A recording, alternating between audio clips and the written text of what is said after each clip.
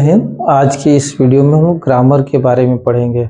सबसे पहले हम जानेंगे ग्रामर कितने प्रकार का होता है, ग्रामर का यूज हम लोग कैसे कैसे करते हैं। तो आज आइए देखते हैं ग्रामर लेसन के बारे में। यानी सबसे पहले जानते हैं ग्रामर।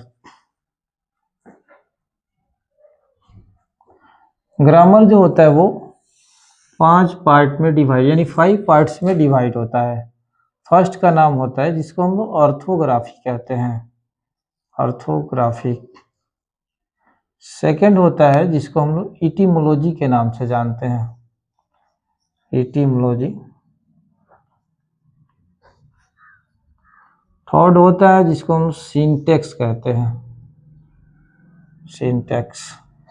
और 4 नंबर पर आता है इसको पंक्चुएशन कहते हैं। और जो अंतिम भाग होता है यानी 5 नंबर, इसको हम लोग प्रोसोडी कहते हैं। अब यहाँ देखते हैं सबसे पहले कि ग्रामर किसे कहते हैं, यानी what is grammar. What is grammar यानी व्याकरण क्या है। व्याकरण क्या है? Grammar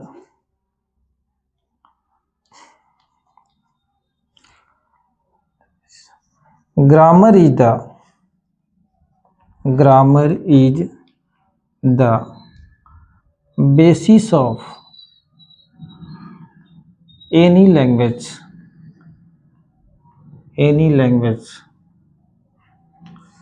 grammar is the basis of any language. Grammar किसी भी भाषा का आधार होता है। How many kinds of grammar, how many kinds of grammar यानी व्याकरण कितने प्रकार का होता है।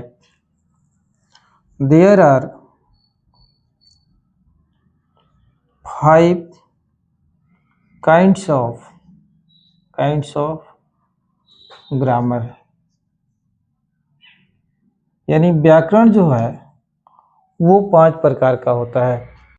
आइए जानते हैं एक एक करके ग्रामर के जो पार्ट्स होते हैं। फर्स्ट होता है जिसको ऑर्थोग्राफी कहा जाता है, ऑर्थोग्राफी।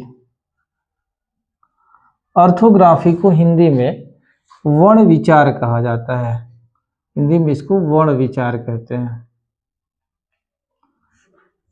सेकेंड होता है इसका नाम है इटिमोलॉजी,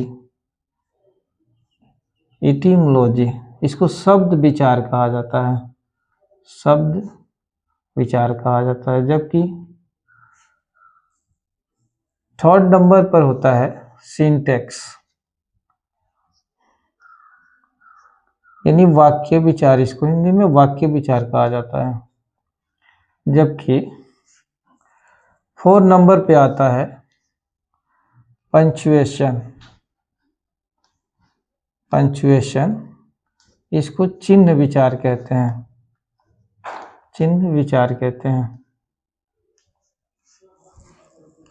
और लास्ट होता है जिसका नाम है प्रोसोडी, इसे हिंदी में छंद विचार कहा जाता है, छंद विचार कहते हैं। यानी टोटल ये मिला के 5 प्रकार के ग्रामर होते हैं। अब आइए हम इसको एक एक करके पढ़ते हैं। सबसे पहले जानते हैं स्टडी ऑफ ऑर्थोग्राफी, यानी स्टडी ऑफ ऑर्थोग्राफी यानी ऑर्थोग्राफी का अध्ययन कैसे करेंगे, अब इसके बारे में जानते हैं। Orthography means, orthography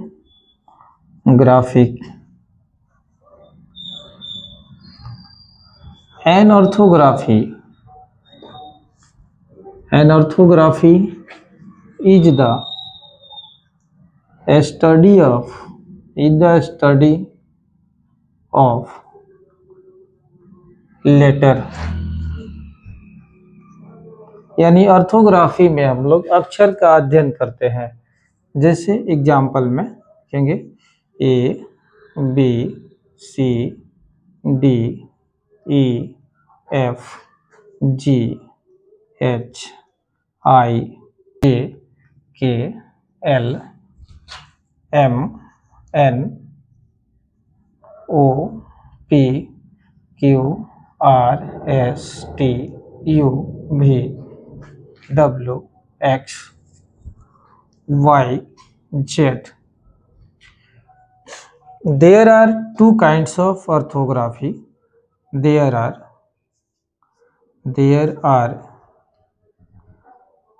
two kinds of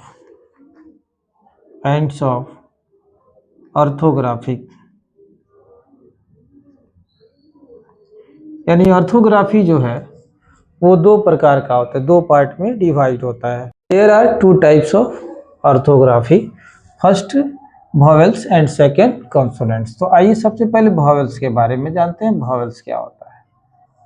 यानी ये फर्स्ट होता है vowels, A E I O U are called vowels. यानी A E I O you को वॉवेल्स कहा जाता है। सेकेंड होता है कॉन्सोनेंट्स,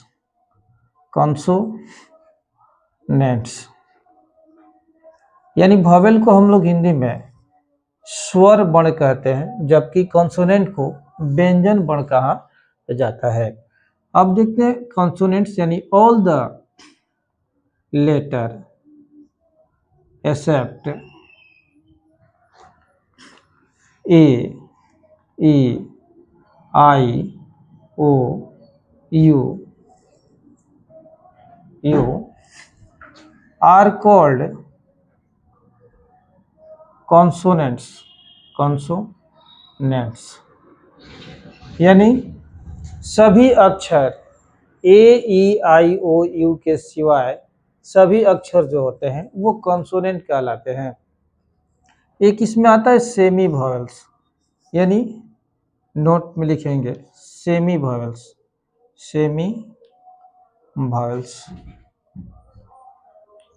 अब यहाँ जानेंगे कि सेमी वॉवेल्स क्या होता है। यानी W और Y are called semi vowels, यानी W और Y को सेमी वॉवेल्स कहा जाता है। अब इसके बाद हम लोग जानते हैं कि इटिमोलॉजी क्या होता है, यानी study of etymology,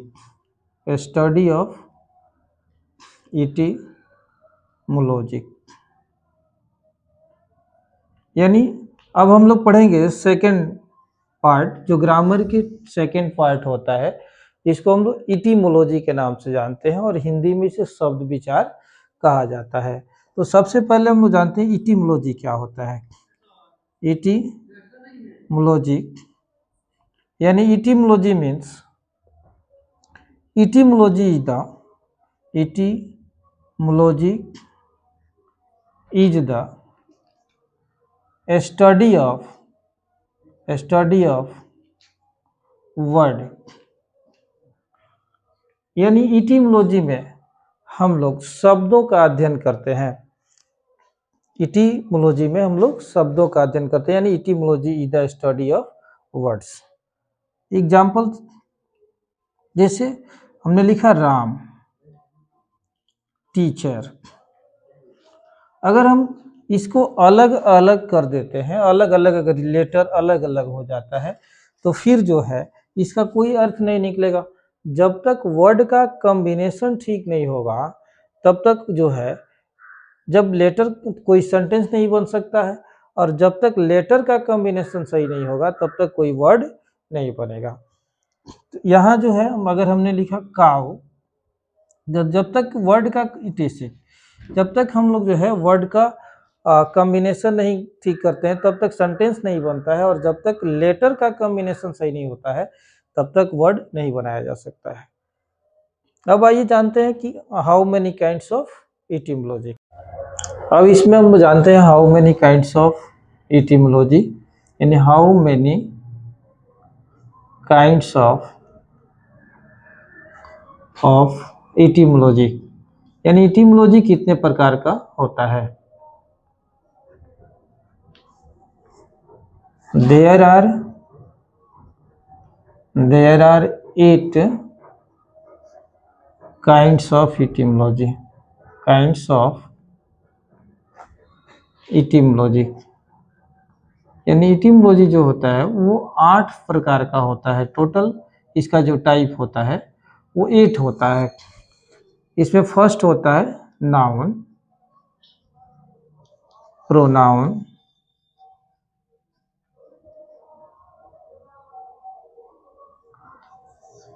adjective, verb, adverb,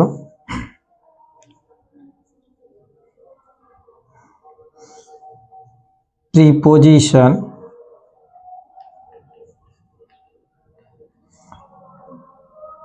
conjunction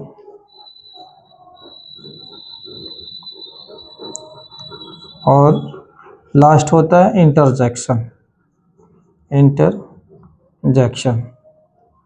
और यही आगे चल के जो है ये टोटल 8 पार्ट जो है इटिमोलॉजी के, जो 8 पार्ट होते हैं आगे चल के ये पार्ट्स ऑफ स्पीच के नाम से जाने जाते हैं। पार्ट्स ऑफ स्पीच के नाम से इन्हें जाना जाता है। यानी पार्ट्स ऑफ स्पीच की उत्पत्ति जो है ग्रामर के सेकेंड पार्ट इटिमोलॉजी से होती है। इसके बाद हम लोग पढ़ेंगे सिंटैक्स के बारे में, यानी study of syntax, study of syntax. Syntax को हिंदी में हम लोग वाक्य विचार कहते हैं। यानी इसमें हम लोग सिंटैक्स में वाक्य को बनाने के लिए सीखते हैं। अब देखें सिंटैक्स क्या होता है। यानी syntax, syntax is the, syntax is the study of, study of sentence. यानी सिंटैक्स में हम लोग सेंटेंस का अध्ययन करते हैं। देखिए होता क्या है कि बहुत से जब लेटर आपस में मिलते हैं, यानी a group of letter that make complete sense, it is called word. यानी अक्षरों का समूह जो पूर्ण अर्थ देता है वर्ड कहलाता है। जबकि सेंटेंस जो है a group of letter that make complete sense, it is called sentence. यानी शब्दों का समूह जो पूर्ण अर्थ देता है उसे हम लोग वाक्य कहते हैं। इसमें क्या होता है कि कई वर्ड जब आपस में मिलते हैं तो एक सेंटेंस का निर्माण होता है। जैसे देखते हैं हम लोग, जैसे हमने लिखा गया, वेंट टू गया, यानी गया गया गया। तो इसमें हमने देखेंगे कि कई वर्ड जो है आपस में मिले हैं तो क्या हुआ, एक सेंटेंस का निर्माण हुआ है और जो सेंटेंस जो है जाके परिपूर्ण हुआ है। अगर यही चीज, अगर इसमें से कहीं से भी एक भी लेटर इधर उधर हो जाते हैं तो ये सेंटेंस का निर्माण नहीं हो पाएगा और ये पूर्ण अर्थ नहीं देगा। अब देखिए जैसे हमने लिखा आई हैव ए कार, एक सेंटेंस हो गया। अब इसमें से हम एक भी लेटर अगर इधर उधर करते हैं तो ये सेंटेंस का निर्माण नहीं हो पाएगा और ये सेंटेंस रॉन्ग हो जाएगा। तो सेंटेंस वर्डों का जब कॉम्बिनेशन ठीक ठाक होगा तभी जो है सेंटेंस बनेगा। थॉट देखते हैं, जिससे हमने कहा discipline, discipline makes great the nation, great the nation, अनुशासन ही देश को महान बनाता है। तो ये वर्ड का जो कॉम्बिनेशन है, जब वर्ड का कॉम्बिनेशन बनेगा तभी सेंटेंस का निर्माण होगा। अब इसमें भी बहुत से स्ट्रक्चर आते हैं जो हम इसको आगे चल के ये सिंटेक्स एक लेसन होगा जो पढ़ाएंगे, उसमें जाके आपको टोटल डिटेल्स इसमें देंगे। अब हम लोग इसके बाद जो है, अब इसमें हम लोग पंक्चुएशन पढ़ेंगे, यानी स्टडी ऑफ पंक्चुएशन, पंक्चुएशन यानी पंक्चुएशन का अध्ययन। अब हम लोग पंक्चुएशन का अध्ययन इसमें करेंगे। सबसे पहले जानते हैं पंक्चुएशन क्या होता है। Punctuation means punctuation is the punctuation is the study of punctuation marks यानी हम लोग पंचुएशन मार्क्स का अध्ययन करते हैं। अब ये सबसे जो है इम्पोर्टेंट होता है कि कोई भी सेंटेंस अगर हम बनाते हैं और उस सेंटेंस में अगर पंचुएशन मार्क्स ना हो तो वो सेंटेंस गलत हो जाता है। हर सेंटेंस में पंचुएशन मार्क्स का होना बहुत ज़रूरी है, क्योंकि हम लोग सेंटेंस एग्जाम में बना के आते हैं और हमें लगता है कि बहुत अच्छा बना के आए हैं, लेकिन वो सिंबल ना होने के कारण, मार्क्स ना होने के कारण जो है सेंटेंस में जो है थोड़ी सी मिस्टेक होने की वजह से वो पूरा का पूरा सेंटेंस गलत हो जाता है।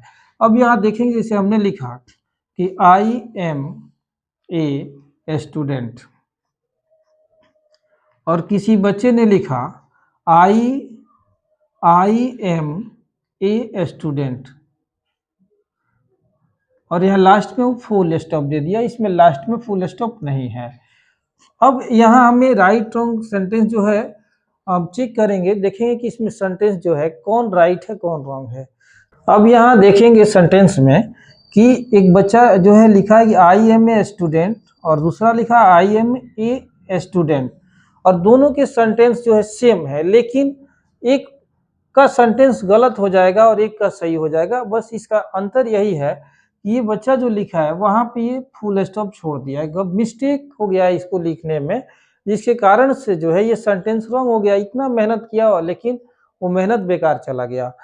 और ये जो बच्चा लिखा वो पूरा सेंटेंस लिखा और लास्ट में जो सेंटेंस का डिमांड था जो सिंबल का उसको दे दिया, जिसकी वजह से ये सेंटेंस सही हो गया। तो ये माइनर मिस्टेक होता है अगर हम सिंबल को छोड़ते हैं। जैसे और एक एग्जांपल देखते हैं, जैसे मान लीजिए हमने लिखा डू यू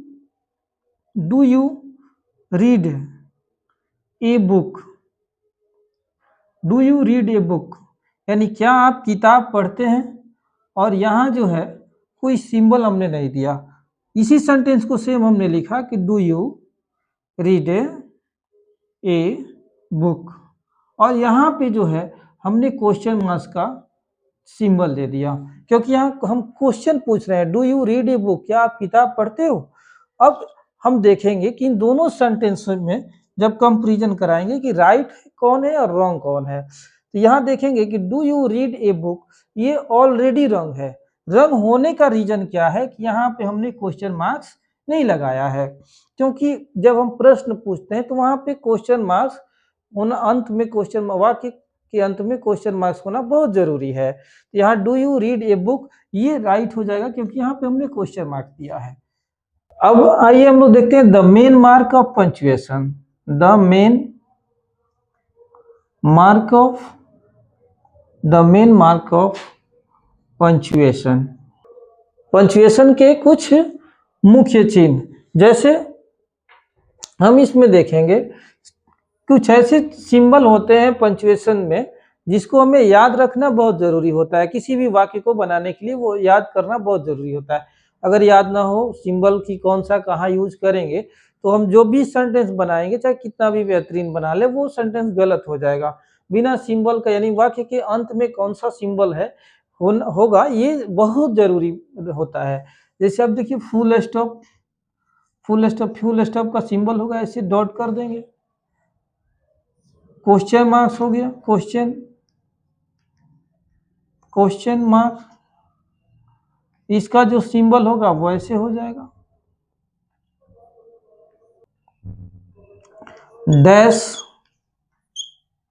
डैश का जो सिंबल होगा ऐसे हो जाएगा। हाइफन होगा, हाइफन थोड़ा डैश से छोटा हो जाता है। इसके बाद जो होता है वो होता है इलिप्सिस पॉइंट जो होता है वो डॉट डॉट डॉट करके होता है, इसको हम लोग इलिप्सिस पॉइंट कहते हैं।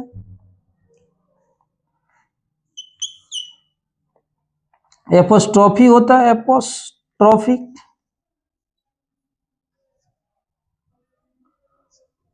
तो ऐसे करके जो है बहुत से सिंबल होते हैं जो जिनको जो है याद रखना बहुत ही जरूरी होता है।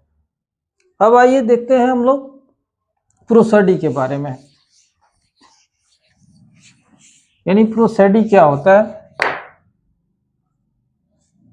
प्रोसोडी यानी ये ग्रामर की 5वां भाग होता है प्रोसोडी। इसमें prosody is the last part of English grammar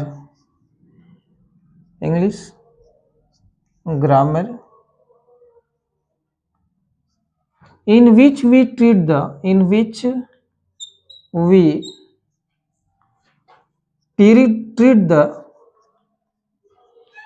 correct way of the rule of poetry.